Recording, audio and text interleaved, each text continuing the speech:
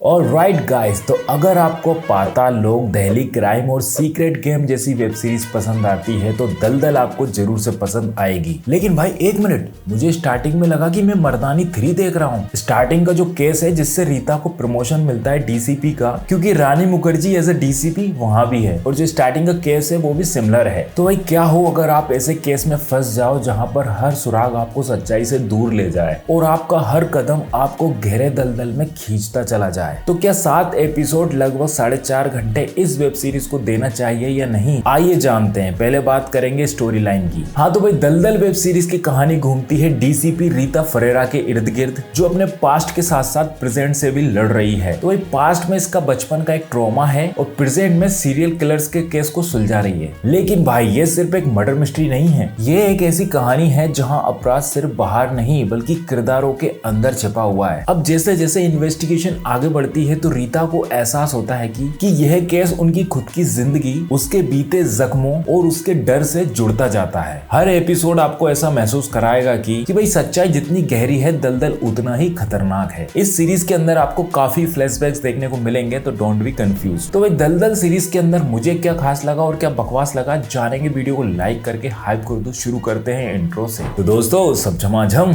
मेरा नाम है नीरज और मैंने देखी दलदल web series on prime video. रात को ही निपटाया है इसलिए मॉर्निंग में शूट कर रहा हूँ। बात करें खासकर तो भाई भूमि पेडनेकर का सीरियस रोल वाकई आपको अचंभे में डाल देता है, क्योंकि भाई कुछ नया देखने को मिलता है अब तक के रोल्स के हिसाब से। उनकी आंखों में दर्द, थकान और गुस्सा साफ झलकता है। अब बात करें दूसरे कास्ट की तो गीता अग्रवाल ने कमाल की एक्टिंग की है भाई। वहीं परेश रावल के बेटे आदित्य रावल को देखकर ऐसा लगा कि नेटफ्लिक्स वाला विलन गलती से प्राइम पर आ गया है। बेचारा ना तो अच्छे से विलन बन पा रहा है और ना ही अच्छे से नशेड़ी। वहीं दूसरी ओर हमारे दीपक तिजोरी की लड़की समारा तिजोरी, शुरुआती एपिसोड में तो भाई मैं कंफ्यूज हो रहा था कि भाई ये सच में लड़की ही है ना, लेकिन भाई मानना पड़ेगा परफेक्ट कास्ट की है। ओवरऑल सभी कास्ट ने अच्छा काम किया है। इस सीरीज के अंदर हमें डार्क और रियल टोन देखने को मिलती है जो कि सीरीज के ड्रामे को रियलिस्टिक बनाती है और साथ ही साथ ग्राउंडेड रखती है, जिससे आपको जुड़ा महसूस होता है। इस सीरीज का बीजीएम और सिनेमेटोग्राफी काफी कमाल की है भाई। मुंबई की नाइट लाइफ, बारिश और वो अंधेरे कमरे सब मिलाकर टॉप नॉच है भाई। सीरीज के अंदर हमें साइकोलॉजिकल डेप्थ देखने को मिलती है। तो भाई यहाँ पर किलर को नहीं ढूंढा जा रहा है बल्कि इंसान के अंदर छिपा हुआ अंधेरा जिसकी वजह से वो गुनाह करने पर मजबूर हो जाता है, उस साइकोलॉजिकल को दिखाया गया है। अब बात करें बकवास की तो कुछ सीन्स इतने स्लो हैं कि भाई मैंने सोचा कि वाईफाई स्लो हो गया है मेरा, लेकिन बाद में पता चला कि भाई ये सीरीज ही स्लो है।